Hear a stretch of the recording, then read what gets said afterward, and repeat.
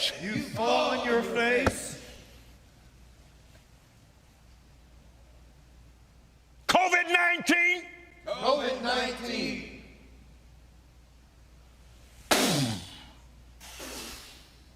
I blow the wind of God The wind of God on you. on you. You are destroyed forever, You are destroyed forever. and you'll never be back. And you'll never be back. Halo semuanya guys, kembali lagi sama gue Aldo di Detektif Aldo. Dan hari ini gue kembali lagi ya. Kalau udah lama banget gue tuh gak bahas soal orang-orang aneh yang ada di muka bumi ini ya. Dan hari ini gue kembali lagi dengan pemuka agama ya. Ini adalah seorang pendeta yang menurut gue cukup aneh gesturnya ya. Jadi kalau misalnya kalian ada yang setuju atau tidak setuju, mari kita berdiskusi di kolom komentar dengan sehat ya. Karena kalau buat gue pribadi sih, dia adalah salah satu figur yang cukup aneh. Namanya adalah Kenneth Copeland. Ini adalah salah satu pendeta atau televangelist di Amerika yang paling kaya, yang net worth-nya itu sekitar 770 juta US dollar ya. Yang kalau digamparin pakai satu lembaran, $1 per gambar, muka lu sih miring lah harusnya ya. Jadi ini orang kaya banget dan emang aneh banget. Kalau beberapa pendeta yang sudah gue bahas seperti Avlukau, terus ada Peter Popov, itu semua punya teknik-teknik yang cukup menarik ya. Di balik bisa dibilang model-model semi-semi scam ya. Karena ada yang bilang pengen harus beli pesawat karena dikasih tahu Tuhan gitu ya. Nah ini sama Kenneth Copeland juga. Tapi dia bukan cuman pesawat doang, tapi dia disuruh Tuhan bikin mansion buat diri dia sendiri sama istrinya. Gokil gak tuh ya? Kita akan bahas beberapa gesturnya. Dia juga ada sempat kasih beberapa pernyataan dan statement yang cukup aneh di masa-masa pandemi kemarin. Kita bahas sebentar lagi. Dan sebelum itu silakan like, share, dan subscribe dulu. Dan follow gue di @rivaldosantoso. Gue ada di Instagram, Twitter. Kalian bisa DM gue hal-hal atau kasus-kasus yang menarik untuk bisa gue bahas di kedepannya. Dan kalau misalnya kalian mau beli HP, kalian bisa langsung aja ke PS Store. Karena seperti visi misinya, dengan PS Store ini kalian bisa beli handphone yang affordable. Karena memang namanya juga visi misinya aja udah keren nih. HP pejabat harga merakyat guys. Jadi silakan langsung kunjungi PS Store kalau kalian mau beli handphone. Dan mari kita mulai cerita orang aneh kali ini. Let's begin the case guys. I lost myself. I waited still for a glimmer to arrive. I know it will.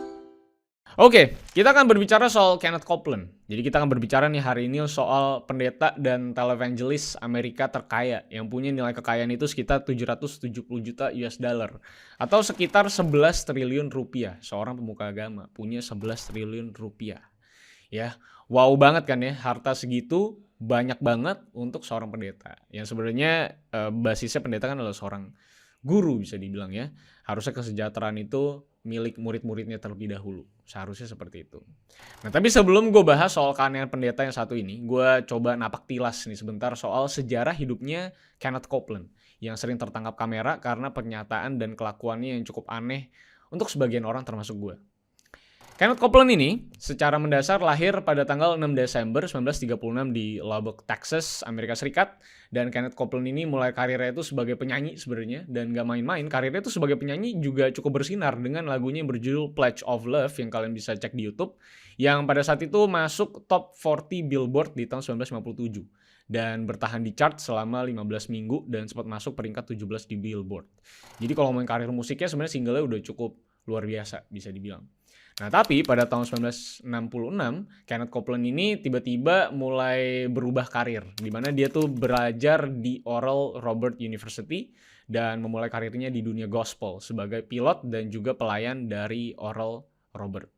Nah bagi yang belum tahu Oral Roberts, doi itu bisa dibilang guru besar dari pengajaran kemakmuran atau prosperity gospel di era modern. Dan karena dia udah pede juga dapat pengajaran langsung dari Oral Roberts, makanya di tahun 1967 dia bikin Kenneth Copeland Ministries. Nah, biar paham konteksnya, Prosperity Gospel sendiri adalah sebuah pengajaran yang mulai naik daun dari tahun 1950-an. Dan fokus dari pengajaran ini adalah soal bahwa jika kita ini mengikuti Tuhan, gitu ya, atau dalam konteks ini tuh agama Kristen, maka dia akan diberkati lebih dari yang kita bayangkan. Dan tidak akan ada hal buruk yang akan menimpa kita. Yang tentunya ini kontradiktif kalau ngomongin masalah konteks kehidupan. Karena setiap kita manusia ini selalu punya cobaan, masalah, dan segala macamnya. Dan itulah yang menguji keeratan kita dengan Tuhan kan sebenarnya gitu ya. Dan beberapa petinggi prosperity gospel juga sering menyatakan bahwa Tuhan yang akan bayar tagihan dan tidak akan membuat kita tuh terlilit hutang. Yang tentunya disampaikan tanpa konteks kerja keras, manajemen keuangan, dan sebagainya. Yang tentunya menimbulkan banyak orang yang jadi lebih rajin doa dibanding kerja keras gitu. Karena kan ujung-ujungnya banyak juga umat-umat Kristiani yang beragama juga, banyak yang kelilit utang, banyak salah juga segala macem, dan kadang kita tetap harus melalui prosesnya kan. Dan apa yang mereka katakan itu kadang ya itu seperti gue bilang kontradiktif dengan kenyataan.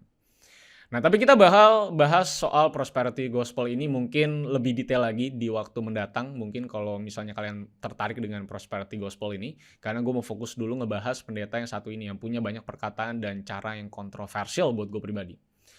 Salah satu yang paling kontroversial adalah bagaimana Kenneth Copeland ini diketahui menghindari pajak rumahnya sebesar 150.000 US dollar atau sekitar 2 miliaran rupiah.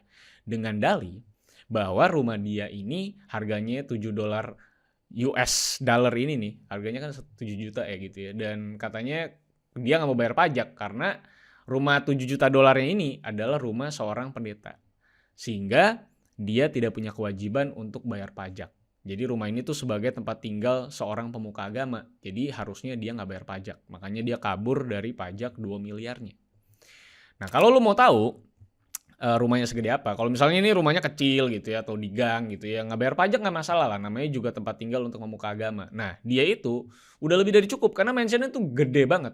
Mansionnya ini punya 6 kamar tidur dengan 6 kamar mandi. Ada lapangan tenisnya coba ya kan udah kayak gor ya. Ada lampu kristal juga banyak yang dia punya. Pintunya aja katanya itu ngambil dari sebuah istana. Itu pintu masuknya doang. Lalu ada 2 garasi besar buat mobil-mobilnya dan juga dia punya dock untuk kapal-kapal pribadinya. Jadi udah gede banget dan dia secara finansial udah lebih dari cukup. Jadi kalau misalnya dia kabur dari pajak, ini agak tidak logis bisa dibilang. Nah masalah rumahnya segitu gedenya ya udahlah mungkin bisa dibilang bagi sebagian orang ya itu kan rezekinya dia sebagai pemuka agama yang mengikuti Tuhan, hidupnya dibuat sangat-sangat prosper sesuai dengan pengajarannya. Nah tapi pertanyaannya adalah kenapa dia harus menghindari pajak dan sama sekali nggak pernah bahkan berkontribusi kepada lingkungan sekitar tempat tinggal dia. Seperti misalnya sekolah dan beberapa layanan publik lainnya. Dia tuh nggak pernah berkontribusi secara ekonomi atau finansial ke yang namanya fasilitas-fasilitas publik. Sehingga kabur pajak ini terasa sangat aneh untuk seorang yang punya nilai aset triliunan rupiah dan bahkan punya mansion seharga 7 juta US dollar. Nah, satu alasan yang gila juga jika terkait dengan mansion super besarnya itu adalah katanya mansion itu dibuat karena katanya Tuhan itu ngomong sama dia untuk bangunin rumah mansion tersebut untuk istrinya. Dan katanya Tuhan ini mendeskripsikannya tuh dengan sangat-sangat detail. Gue jadi ingat sama salah satu pendeta yang minta pesawat jet sama jemaatnya, yaitu si Creflo Dollar. Nah, bahkan saat ditanya juga oleh pers soal rumah yang terlalu mewah dan mahal untuk seorang pemuka agama, atau bisa dibilang terlihat kurang etis gitu ya bagi para jemaat gitu kan. Jawaban dia adalah katanya gue tuh gak peduli sama apa yang lo pikirin karena gue denger dari surga, dari Tuhan langsung untuk bangun rumah mewah ini yang tentunya kan pakai duit jemaat dong kan ya. Dan itu dia makanya gak peduli sama apapun yang jemaat katakan atau orang-orang katakan karena menurut dia membangun mansion ini atas dasar perintah Tuhan. Nah, udah nggak bayar pajak, terus mansionnya 7 juta US dollar, terus dia nggak pernah kontribusi juga sama lingkungan sekitarnya. Kenneth ini ternyata juga punya beberapa pesawat jet pribadi. Dia tuh punya pesawat Cessna Citation Jet seharga 20 juta US dollar alias sekitar 200 miliaran. Dan yang paling kontroversial adalah Kenneth itu ngebeli sebuah pesawat jet pribadi yang luar biasa mewah, yaitu Gulfstream V Private Jet. Ini pesawat adalah jet pribadi yang dipakai sama McGregor dan orang elit lainnya, yang katanya harganya sekitar 100 miliaran lah, dan dia tuh beli dari seorang aktor yang harganya tidak dibuka sama dia. Nah, yang menarik dari pembelian pesawat ini bukan cuma soal harganya, tapi melainkan pernyataan dia yang bilang bahwa dia nggak mau naik penerbangan komersil karena dia merasa berada di sebuah tabung bersama para iblis. Do you ever use your private jets to go visit your vacation homes, for example? Yes, I do that. Okay. Again, getting back to the comment, you said that you don't like to fly commercial because you don't want to get into a tube with a bunch of demons. Do you really believe that human beings are demons? No, I do not. And don't you ever say I did. We wrestle not with flesh and blood. Yang indikasi pernyataannya adalah tentunya berarti semua penumpang komersil atau pesawat komersil berarti sama dengan iblis dong, kan gitu ya. Logika dasarnya ya, dimana katanya kan semua yang naik pesawat komersil itu iblis. Berarti kalau kita tuh naik pesawat komersil tuh ya untuk keluar kota, kita tuh iblis sebenarnya kalau menurut dia. Nah tentunya pernyataan ini kan pasti jadi viral banget, dan dia sempat ditanya tuh makanya oleh media namanya Insight, yang menjadi salah satu wawancara yang paling aneh menurut gue yang pernah gue lihat sepanjang waktu ini gue memantau para pendeta ini. Karena saat diwawancara mimik muka Kenneth Copeland ini menurut gue agak nakutin ya saat ditanya-tanya ya. Dia juga menyatakan bahwa dengan naik pesawat komersil, dia tuh harus menghentikan 65% pekerjaan dia. Anggapannya dia tuh jadi harus stop-stop, berhenti-berhenti karena harus diajak foto dan diajak ngobrol segala macam. Dan karena dia juga harus terbang kemana-mana dalam satu hari, jadi dia merasa bahwa dirinya tuh harus nyaman dan harus cukup cepat lah dalam perjalanannya. Dan penerbangan komersil ini bakal mengganggu pekerjaan dia. Yang sebenarnya pernyataan pertamanya yang cukup mengerikan menurut gue, ya adalah dimana semua orang yang naik penerbangan komersil adalah iblis menurut dia. Dan itu dia nggak bisa jelasin secara benar gitu soal pernyataan tersebut. Malah dia marah-marah saat ditanya.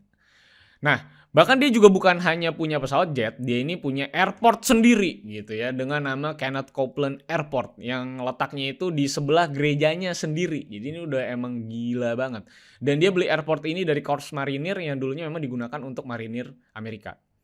Dan tentunya dia juga punya banyak mobil mewah yang mereknya udah ngeri-ngeri lah ya, macam Rolls-Royce Phantom dan mobil-mobil mewah lainnya. Dan kontroversi lainnya yang menarik dari si Kenneth Copeland ini juga adalah metodenya dalam berkhotbah. Di mana ada sebuah video yang memperlihatkan dia ini berteriak dengan kata-kata duit sini lu gitu. Kenceng banget tuh. Alias money come here kata dia. Alias nyuruh duit untuk datang. Nah ini adalah bagian dari prosperity gospel tadi yang tadi gue bilang.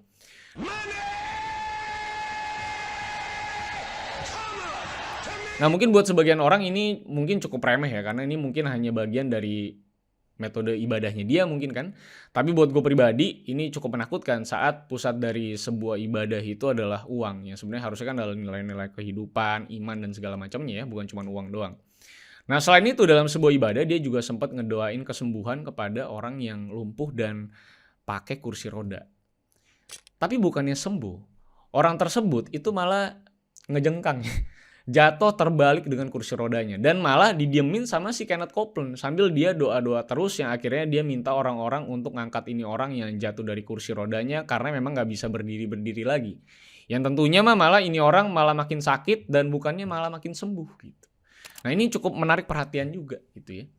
Dan Copeland ini juga di sebuah berita baru-baru ini alias saat pandemi itu juga meminta seluruh jemaatnya yang udah dipecat dan mungkin gak punya kerjaan lagi untuk tetap kasih persembahan ke rumah ibadah. Your job's not your source. If it is, you're in trouble.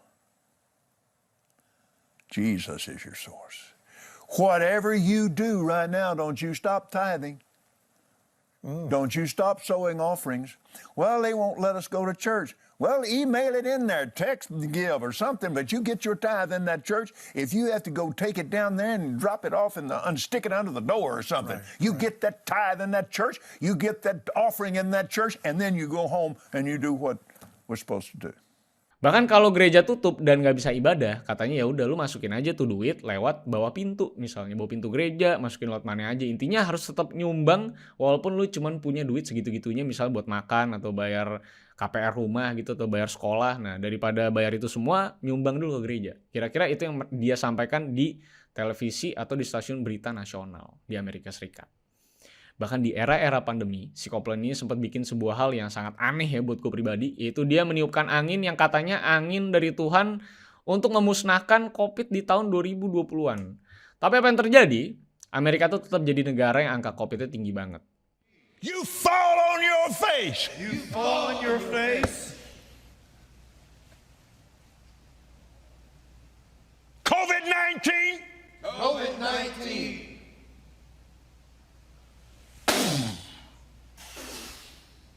I blow the wind of God The wind of God on you. on you. You are destroyed forever, You are destroyed forever. and you'll never be back. And you'll never be back. Karena apa? Menurut gua nih, secara rasional nih, secara iman. Karena tentunya COVID ini datang kan atas seizin Tuhan juga pastinya ya. Karena gue percaya apapun yang terjadi di bumi ini pasti atas seizin Tuhan. Dan mengusir penyakit ini dengan cara seperti itu mah nggak akan merubah apapun. Kecuali emang yang sakit mungkin minta kesembuhan, mungkin itu bisa. Tapi menurut gue ini adalah pandemi ke seluruh dunia juga. Kan nggak mungkin juga lo niup langsung hilang gitu ya. Tapi kalau ya memang orang-orang yang udah saatnya juga emang harus pergi ke surga gitu ya. Ya mau gimana, mau jungkir balik juga akan tetap dipanggil Tuhan gitu sebenarnya. Jadi sebenarnya semua udah rencana Tuhan. Jadi harusnya yang kita doakan itu adalah bagaimana supaya kehidupan kita saat pandemi ini jadi jauh lebih baik bersama Tuhan. Bukan tiba-tiba ngilangin COVID aja gitu. Itu kan nggak bisa menurut gue. Bahkan salah satu momen paling bikin gue gak nyaman juga datang dari ketawanya dia saat ngetawain hasil bahwa Joe Biden itu terpilih jadi presiden Amerika Serikat. Padahal mah kan harusnya pemuka agama apalagi sebesar dia ini kan harusnya nggak memihak siapapun dan tetap netral dan tetap ngasih doa yang terbaik dong ke para pemimpin negara gitu. Karena semuanya kan terpilih karena atas izin Tuhan tentunya dan lewat proses demokrasi yang sudah dilakukan. Nggak seharusnya dia ketawa lebay begitu di video. Dan ketawanya udah kayak ngeri banget dah kalau lo lihat nanti videonya kan gue kasih lihat. Itu serem banget kalau lo lihat. The media said Joe Biden's president. Ha ha ha ha ha ha ha. Intinya ini orang beneran aneh dan banyak banget aksinya yang lucu sekaligus bikin gue merinding ngeri dan cringe aja ngeliat aksinya dan beberapa perkataannya. Dan aksi-aksi seperti ini emang sering banget datang dari sebuah mega church yang didefinisikan punya lebih dari 2.000 jemaat yang datang setiap minggunya dan tentunya punya pendapatan yang sangat besar sekali. Yang oknumnya ada aja yang aneh-aneh kelakuannya dan selalu bisa dibilang money oriented dan mengajarkan jemaatnya soal kemakmuran dan kesembuhan dan kesejahteraan tanpa mengajarkan esensi soal cara hidup dan berkemanusiaan. Nah itu adalah bukan kasus ya, tapi lebih kepada fenomena dari televangelis atau para pendeta-pendeta di Amerika Serikat yang emang aksinya tuh ada-ada aja gitu ya. Maksud gue kayak Peter Popov tuh ketahuan pakai alat pendengaran, di mana doa-doa dari jemaatnya tuh ternyata dibacain sama asistennya dia di balik layar sehingga dia kelihatannya tuh dapat apa hikmat dari Tuhan dan tahu nama dan tahu penyakit dari jemaatnya padahal itu semua udah ditulis. Terus ada beberapa pendeta lagi yang mencoba membangkitkan orang dari kematian, ternyata orang tersebut adalah kameramennya dia yang lagi acting. Terus ada orang $1 gitu ya, kayak minta pesawat jet katanya itu disuruh Tuhan dan katanya nggak ada siapapun yang bisa menghentikan aksi dia untuk beli pesawat jet. Sekarang ada dia juga nih yang katanya bikin mention ini dan kabur dari pajak adalah sebuah keharusan dan disuruh Tuhan juga. Dan saat dia harus naik pesawat komersil, dia memilih untuk beli pesawat jet pribadi aja dengan duit donasi dari para donor atau para jemaat. Dengan alasan katanya naik pesawat komersil itu seperti bersama-sama dengan iblis. Ini jadi banyak banget hal yang aneh. Tapi memang satu hal yang pengen gue bahas mungkin adalah bagaimana dia mencoba menjelaskan soal demon di pesawat komersil. Menurut dia tuh mungkin ada orang yang katanya malamnya tuh habis mabuk atau misalnya habis ngelakuin dosa. Nah dia tuh takut dosa-dosa tersebut tuh menjadi vibe yang tidak baik buat dia sebagai pemuka agama yang akan berkhotbah di negara-negara atau tempat-tempat tujuan dia saat berpergian menggunakan pesawat komersil. Makanya dia butuh pesawat jet pribadi supaya vibe-nya dia tuh benar-benar baik sekali. Gue gak tahu menurut lu ini adalah sebuah alasan yang tepat atau enggak, tapi buat gue pribadi sebagai pemuka agama yang namanya aja nih kalau di Indonesia aja namanya aja lah pelayanan. Berarti isinya tuh melayani doang gitu. Dan harusnya melayani ini adalah esensinya adalah kesederhanaan. Dan kalau misalnya mau cukup atau mau lebih, ya harusnya jemaat-jemaat yang susah itu dibantu dulu. Masih ada yang kelilit utang, ya harusnya duit gereja itu datang untuk membantu yang kelilit utang dulu. Bukan menyejahterakan atau beli barang-barang branded buat diri lo sendiri sebagai ketua dari gereja tersebut. Makanya gue agak kurang setuju dengan gereja-gereja yang pakai prosperity gospel. Di Amerika Serikat, di Indonesia nggak ada. Ya, di Wakanda emang adanya ya. Tapi itu dia video gue hari ini. Kalau misalkan kalian punya pendapat lain, silahkan drop di kolom komentar. Tentunya di kolom komentar tuh kalau bisa sehat-sehat aja lah. Jadi kalau kita mau berdebat tuh berdebatnya juga sehat dan rasional gitu ya. So sampai jumpa semuanya di video-video selanjutnya. Semoga kasus orang aneh hari ini bisa memberikan kalian gambaran soal bagaimana agama itu selalu bisa digunakan oleh oknum-oknum yang tidak bertanggung jawab ini untuk keuntungan mereka pribadi. Walaupun sebenarnya masih banyak orang-orang di luar sana yang murni melayani dan memang menjadi pemuka agama yang benar-benar tujuannya itu mulia dan baik gitu ya.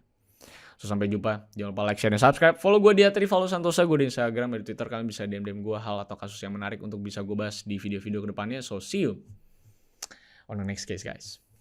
I lost myself. I waited still for a glimmer to arrive. I know it